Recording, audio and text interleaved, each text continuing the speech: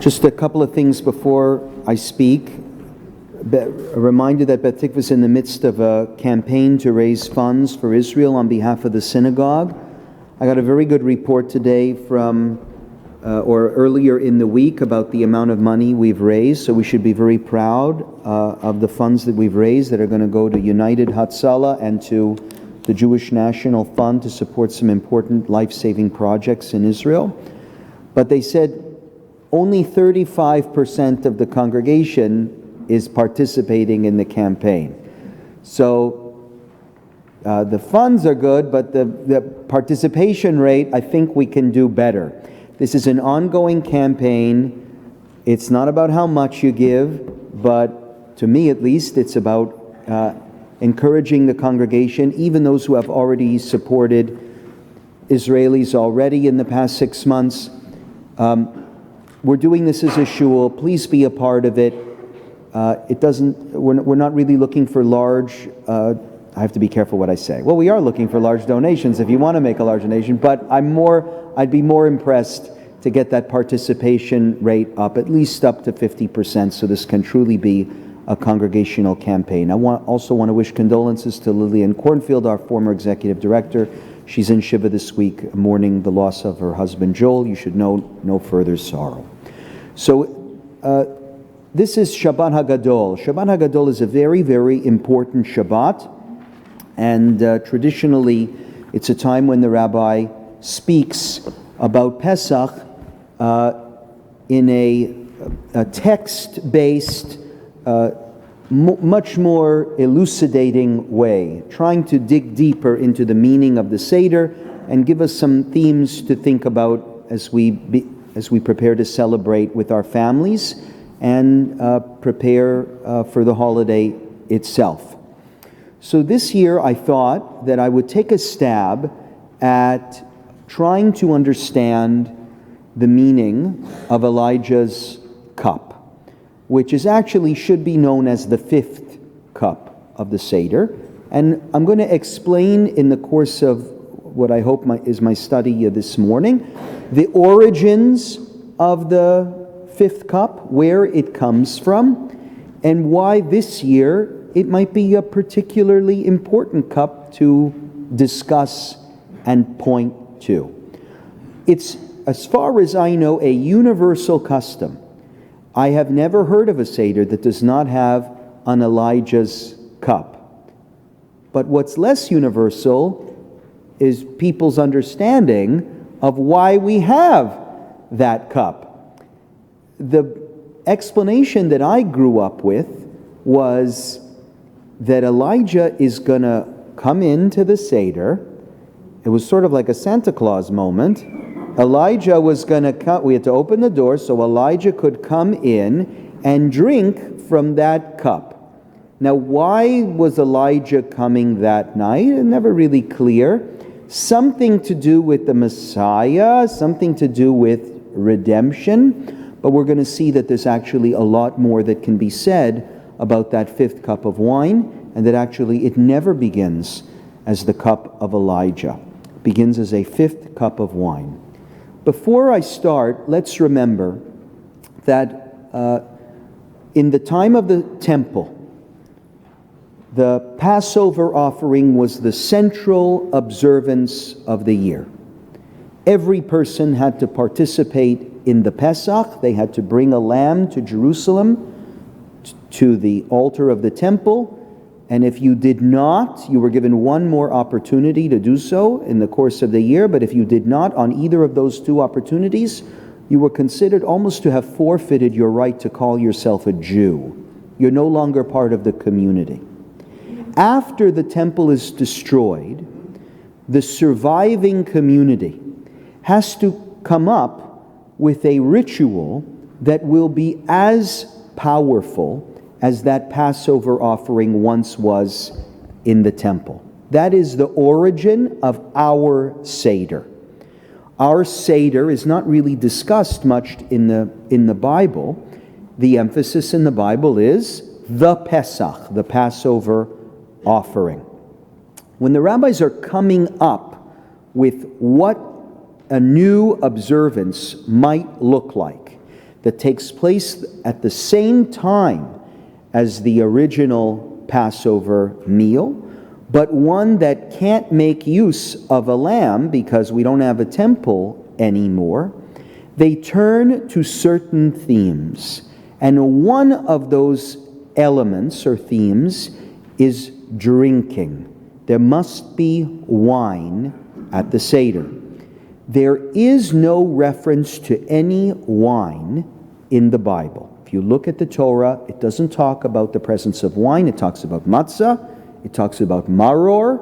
It talks about the Pesach, but no wine. Wine is introduced only with the rabbinic Seder.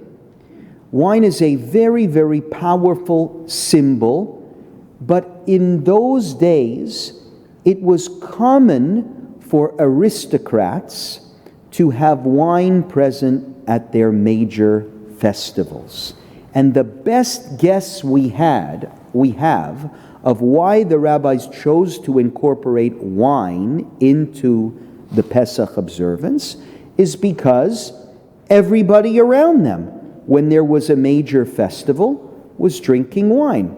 They lived in the world of the Romans, and if you go and look at Roman artwork and what Romans are busy with when they're having their parties, there's always grapes, there's always wine around that they're offering to their gods and that they're drinking among themselves.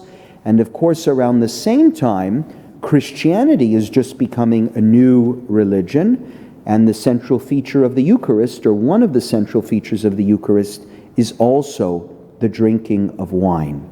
So it's possible and likely that the rabbis learn from the culture around them. How can we create a meal that celebrates our freedom? Well, we should have a luxurious meal, a meal that's like the banquets that we see the Greeks and the Christians having around us. And of course, there has to be wine. We are introduced to the presence of wine at the Seder, as I said, not in the Bible, but in the earliest rabbinic works called the Mishnah and the Tosefta. If you take a look at the first source on your page, you see the source from the Mishnah, the first one that mentions wine. They mix him the first cup. Why does it say mix? Because in those days, wine had about 14% alcohol in it. In other words, way too much. And so they had to add water to the wine in order to dull the flavor. So every cup of wine had to be prepared with certain parts water to every certain part of wine, and each glass was consumed at a different part of the Seder. They mix him the first cup. Beit Shammai says he blesses over the day and then he blesses over the wine. And Beit Hillel say he blesses over the wine and then blesses over the day. We always follow the house of Hillel, right? So that's what we do at our Seders. We have the first cup of wine at the Kiddush. That's the first cup. Then they mix him a second cup. And here the son asks his father. They then mix him a third cup, and he blesses over the meal, Birkat HaMazon, and then the fourth cup, he concludes the Hallel and recites over it the blessing over the psalm. 4 cups of wine are introduced here at the Seder, in the Mishnah, but no explanation is given, and this is what I want to highlight. No explanation as to why. It says when you drink the 4 cups, but it doesn't say why. This is the passage in the Mishnah. The Mishnah is the foundational work of rabbinic law. In addition to the Mishnah, there's an additional book called the Tosefta. You can read a little bit about the Tosefta. It's unclear whether the Tosefta predates the Mishnah or postdates the Mishnah. Its sources are very, very similar. But not similar enough. Take a look at what the Tosefta says here about the 4 cups of wine. They should give him, the poor person, not less than 4 cups of wine, that together have a quarter of a log. It's talking about the contents. When it says 4 cups, how much 4 cups looks like. Whether unmixed or mixed, whether new wine or old wine, Rabbi Judah says, as long as it has the taste and appearance of wine. The Tosefta says something interesting here about our community's obligation to provide for the poor on Pesach. It's very interesting, by the way, that this is part of our Pesach observance today, Ma'ot Chitin, making sure nobody goes without a proper Passover meal. But I don't think we always recognize that this is one of the oldest features of the Passover holiday, to make sure that the poor have enough to celebrate. I'm showing you a source that's 2,000 years old that says you make sure that the poor have enough wine to celebrate the Seder. So it mentions 4 cups here. Again, doesn't explain why there is 4, but let me submit to you an understanding of contemporary historians on why this source is important. Perhaps the Tosefta came first. And the Tosefta said, we need to make sure that everybody has a meal that celebrates freedom. How much wine does it take, the minimum, to celebrate freedom? 4 cups. So let's make sure that the poor have at least 4 cups of wine in order to celebrate. Keep in mind, this source says very clearly, it's not that you have to drink 4 cups in the Tosefta, it's that the community has to provide the poor with 4 cups in order to enjoy the Seder. So do you understand the explanation here? Maybe the original reason for why we have 4 cups of wine at the Seder is because the poor are required to enjoy the freedom of that night. They can't do that without at least 4 cups of wine. And then the Mishnah came along and said, you drink 1 glass here, 1 glass here, 1 glass here, and 1 glass there. To me, this is a beautiful, beautiful origin story for why the 4 cups of wine. It's to ensure that every Jew, right? And remember what I said, the central act of identification with the Jewish people in the time of the temple was the offering of the Passover sacrifice. And then the rabbis have to recreate an observance. They recreate some observance that can parallel that central act of identification with the Jewish people, and they come up with the Seder, and their way of making sure that everybody can participate is to place an obligation on the community that it makes sure that every person has 4 cups of wine. It's almost like the 4 cups of wine have taken the place of the Passover offering. It's the minimum. Later on, of course, that is not how we understand the 4 cups of wine. We understand them as each representing something, but the origin is what I wanted to explain to you first, that the 4 cups may come from a minimal amount of enjoyment that every person has to have during the Seder. Are you with me? Everybody's understanding? Okay. How do we know that there was a lot of confusion about why we drink 4 cups and where it came from? In the Jerusalem Talmud, which dates from the 4th or 5th century of the Common Era, you can see a passage that I present to you at the bottom of the page that still cannot understand why 4. Take a look. From where the 4 cups? So right away with that question, Minayin la'arba kosot. Right away we know people are doing this. They're putting 4 cups at the Seder table so that everybody can partake, but they don't know why. They know what they're doing, but they don't know why they're doing it. So we're not the only ones that partake of many observances and don't really know the explanation why. And in the Jerusalem Talmud, the 4th and 5th century, the Mishnah and the Tosefta date from the 3rd century, but probably reflect even older traditions. So even a couple of hundred years later, people don't know why we're having 4 cups and why it's so important. Rabbi Yochanan, in the name of Rabbi Benaiah, said it corresponds to the 4 deliverances. What are the 4 deliverances? If you do know an explanation for why we have 4 cups of wine on Passover, I'm speaking to my congregation, you probably know this one. Am I correct? If you do know why we have 4 cups of wine at the Seder, it's probably because you know the verse from the Bible. You can see it, by the way, at the bottom of page 2. Lachen emor livnei Yisrael, therefore to the Israelite people say, I am the Lord.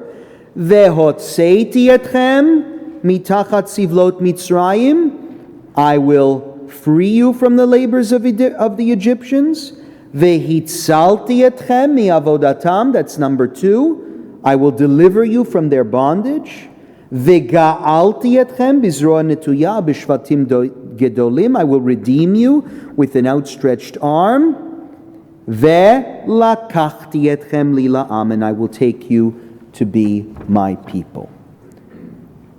I'm hoping I'm not crazy. Are there some of you here who have always understood the 4 cups as reflecting the 4 verbs of deliverance in these passages? Good. If not, now you know. This is why there's 4, but this is only according to one opinion expressed in the Jerusalem Talmud. But there are others. Rabbi Joshua ben Levi said it corresponds to the 4 cups of Pharaoh.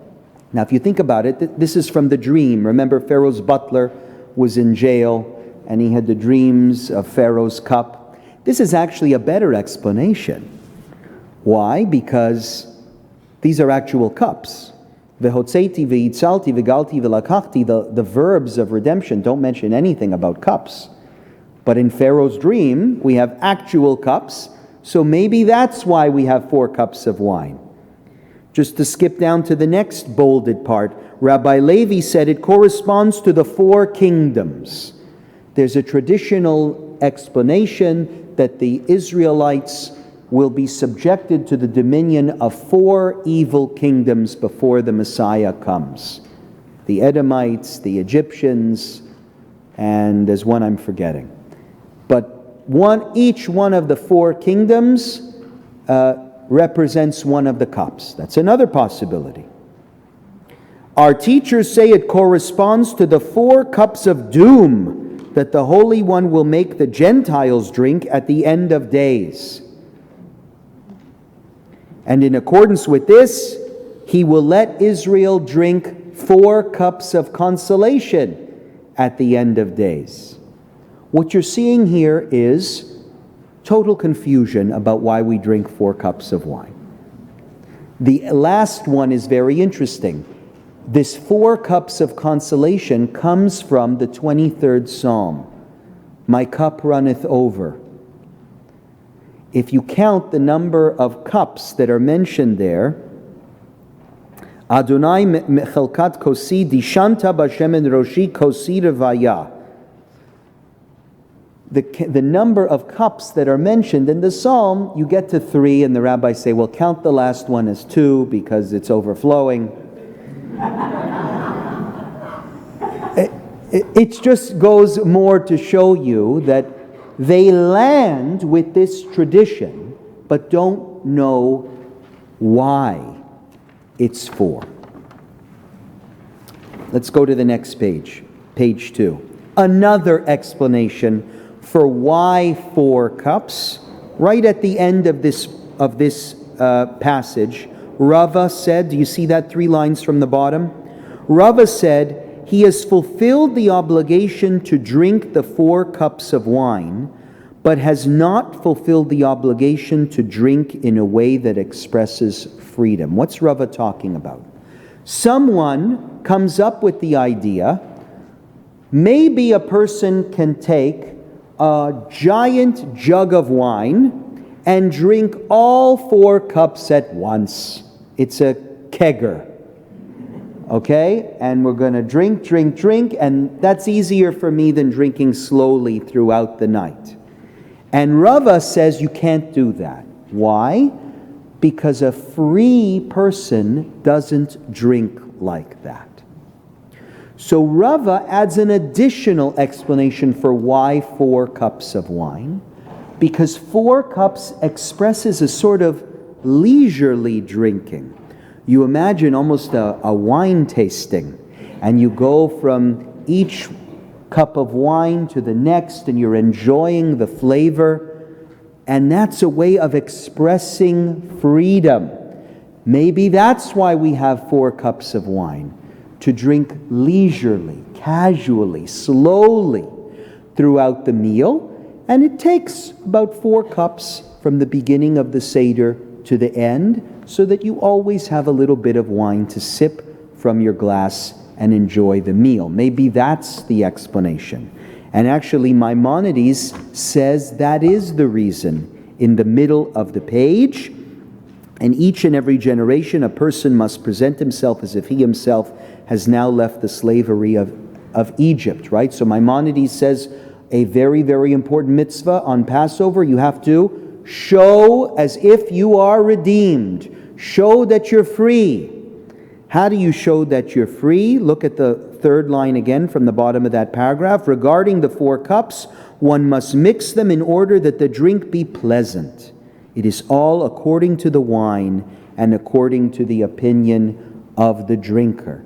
For Maimonides, expressing freedom has to do with the 4 cups of wine. It's tied in directly to it because you're drinking in a slow, leisurely, free way, in a way that the drink is pleasant to you. Okay, you're with me? Then, about 1,000 years later, Leon Kass writes something beautiful that I wanted to show you about why wine is important at the Seder. Let's read this together. You don't have to be Jewish to drink l'chaim, to lift a glass to life. Everyone in his right mind believes that life is good and that death is bad. But Jews have always had an unusually keen appreciation of life, and not only because it has been stolen from them so often and so cruelly. The celebration of life, of this life, not the next one, has from the beginning been central to Jewish ethical and religious sensibilities. In the Torah, be fruitful and multiply is God's first blessing and first command. Judaism, from its inception, rejected child sacrifice and regarded long life as a fitting divine reward for righteous living. At the same time, Judaism embraces medicine and the human activity of healing the sick. From the Torah, the rabbis deduce not only permission for doctors to heal, but also the positive obligation to do so. Indeed, so strong is this reverence for life that the duty of pikuach nefesh requires that Jews violate the holy Shabbat in order to save a life. Not by accident do we Jews raise our glasses l'chaim. Read this passage at your seders, if you like it as much as I do. According to Leon Kass, why does wine deserve a crucial place at our seders? Because for us, wine is an affirmation of life. We drink l'chaim. L'chaim means all that Kass talks about here. Violating laws in order to save a life. Claiming the crucial importance of life in this world more than yearnings for a life in the next world. And for him, the wine has to be present at every part of the Seder, because that is the central theme of Judaism. The central idea of Judaism is that God is a God who desires life, who hallows life, who wants us to increase life and healing in this world. That is the fundamental Jewish value, and if Passover is the fundamental Jewish observance, then there better be wine all over the table throughout the meal. Isn't that nice?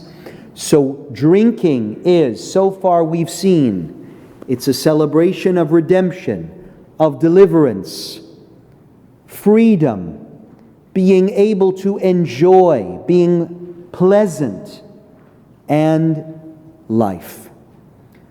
All of these different themes, no matter which you choose, I think they're most beautiful when taken all together, are reasons why wine features so prominently in our rabbinic Seder, even though it never appeared beforehand. As time goes on through the Middle Ages, there is a passage in the Talmud that starts to bother the rabbis, which may or may not be a copyist's error. And I want to show it to you on page 3, in the middle of the page, where it says, B. Pesachim 118a. We left off in the 4th and 5th century with the Jerusalem Talmud. And in the Jerusalem Talmud, they know they have to drink 4 cups, but they don't know why. 2 centuries later, when the Babylonian Talmud is edited, a passage is found that's rather confusing. Let's read it. The sages taught in a Baraita, with regard to the 4th cup, one completes the Hallel over it and recites the great Hallel. This is the statement of Rabbi Tarfon, and some say that one recites, the Lord is my shepherd, I shall not want, in appreciation of the food he ate at the meal. This passage seems unproblematic at first glance, but take a look at what follows it. The Rif is a medieval commentary on the Talmud, on the Babylonian Talmud. And look at the first word in the Hebrew that he uses. Chamishi Omer Alav Hallel Gadol. The 5th cup, one completes the Hallel over it. What's going on here? 1,500 years ago, there was no printing press. There were no printing presses, and certainly no iPads, and certainly no Microsoft Word. How did they study? Manuscripts. They studied through written documents, very similar to what we have in the Torah scrolls, right? Except the Torah scrolls have more strict rules that are written about them, and remember, any letter is missing from a Torah scroll, it is invalid. Well, what's fascinating is that stricture does not exist when it comes to the Talmud, and the Talmud is a much larger corpus of work. And if you're a bit nerdy like me about Jewish study, you see that among different extant manuscripts that exist today even of passages of the Talmud, there are letters missing, there are words missing, there are different terms that are used. Why? Because the nature of publishing in the Middle Ages was scribes and scribal errors.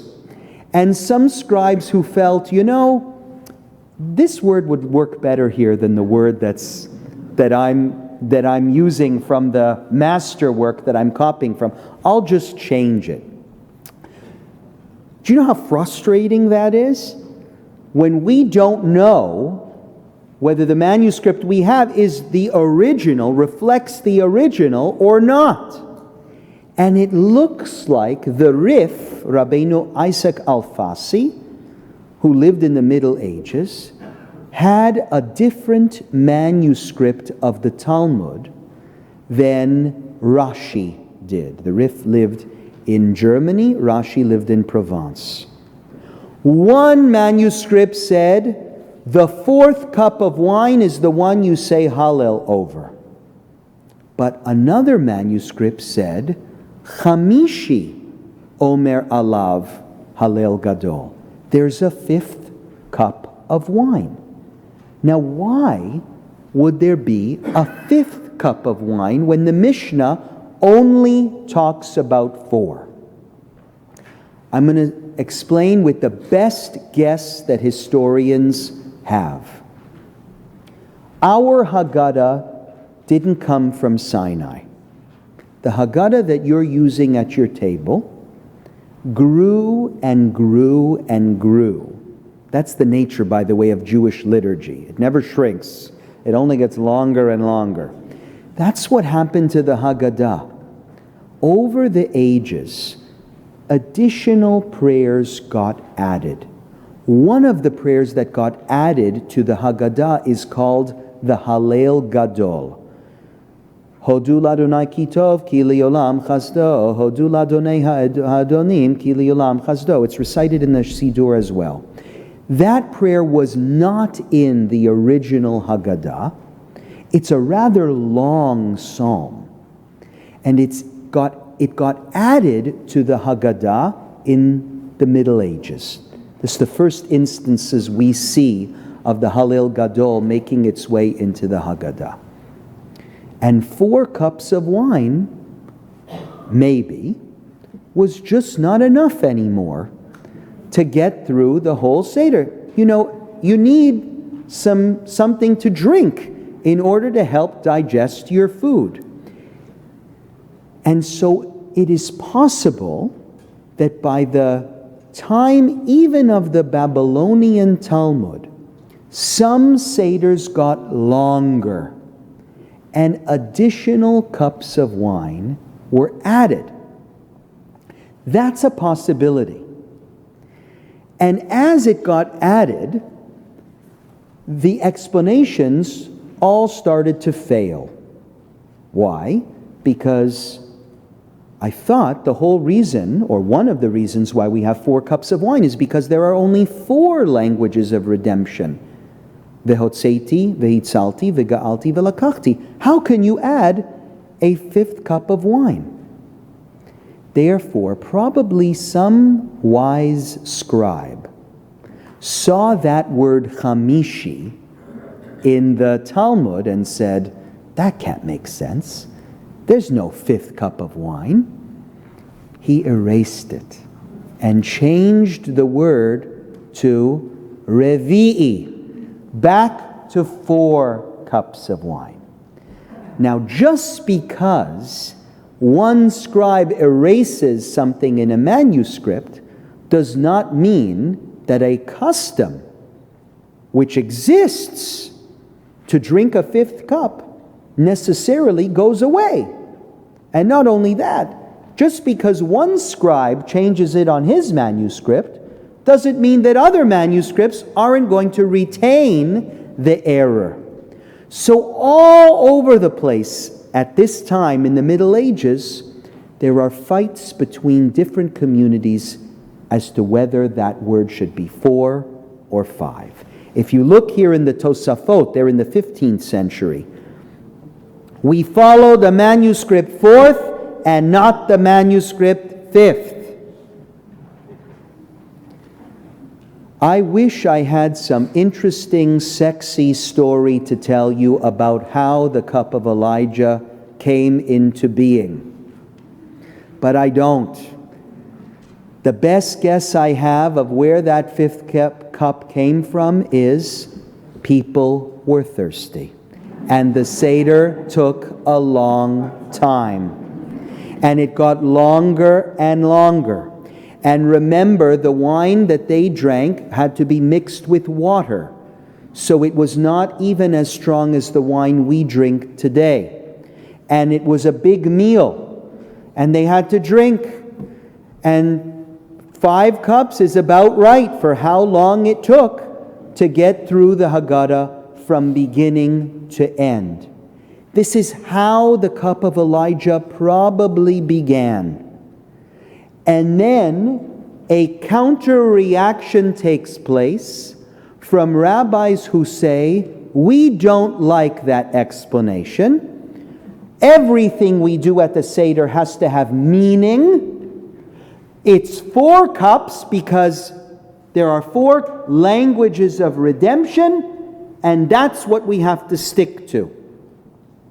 This fight goes on. The Ashkenazi world and the Sephardic world both become embroiled in it. Do we have 4 cups or do we have 5 cups? And look at how it is resolved on page 4. At the top of the page, the Ran, Rabbeinu Nisim. 4 cups are mandatory and the 5th is optional. You could have guessed this, right? The 5th is optional. And if he wants to drink it, he recites upon it the great Hallel. Alternatively, one may say that it is a special mitzvah to drink a 5th cup and recite upon it the great Hallel, as Maimonides states. And you can read the next paragraph. Maimonides does say that. Typical Jewish answer: how can we make everybody happy? Let's make the 4 cups mandatory. And yes, we know that some people drink a 5th cup. You can do it if you want to. If you're really religious, you can drink the 5th cup, but it's not a requirement. It's just your choice. The Shulchan Aruch later in the page, you see, after 4 cups, he is not allowed to drink wine, but rather water. The Shulchan Aruch, Rabbi Joseph Caro, is a Sephardic authority. So on behalf of the Sephardim, he says, enough of this optional stuff, only 4. Why does he want only 4 cups of wine? Because Caro is of the mindset that the 4 cups do not come from people's thirst at a meal. They come from that passage in the Talmud that I showed you, which gave clear biblical textual proof that 4 is the magic number. Vehotzeti, veitzalti, vega'alti, velakachti. I redeemed you, I freed you, I liberated you, I redeemed you, and no more. So according to Rabbi Joseph Caro, it's 4 and that's it. But if you know the Shulchan Aruch, what you know is Rabbi Caro writes his ruling first, and then a rabbi called the Ramah, Rabbi Moshe Isserlis, who lives in Poland, on behalf of the Ashkenazim, adds his notes. And what does he do? Take a look, the Ramah. And the law of all drinks besides water is like the law concerning wine, and one who is delicate or greatly desires to drink a 5th cup of wine and say the great Hallel upon it can do so. We think that Rabbi Moshe Isserlis ended the argument and said it's 4 cups and that's it, but the Ramah does not want to get rid of the custom of the 5th cup of wine. And he says, if you really want to drink it, you can. You recite it over the Hallel Gadol, and indeed, that's around the time of the Seder that we have our 5th cup of wine, which we call the cup of Elijah.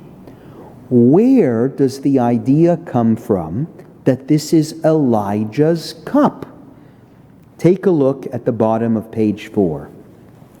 Why did they not establish a cup for the phrase, and I will bring you to the land? Let's go back now, flip back to page 2. At the bottom of the page, I have those verses for you in Exodus. Remember my claim that you basically have 2 schools of thought when it comes to the cups of wine at the Seder. You have one group that says You drink 5 cups because we're thirsty, and that's about as much wine as we need to drink our meal and express freedom and be happy and celebrate life. Great. Then you have another school of thought that says, no, it's 4 because 4 is what it says in the Bible.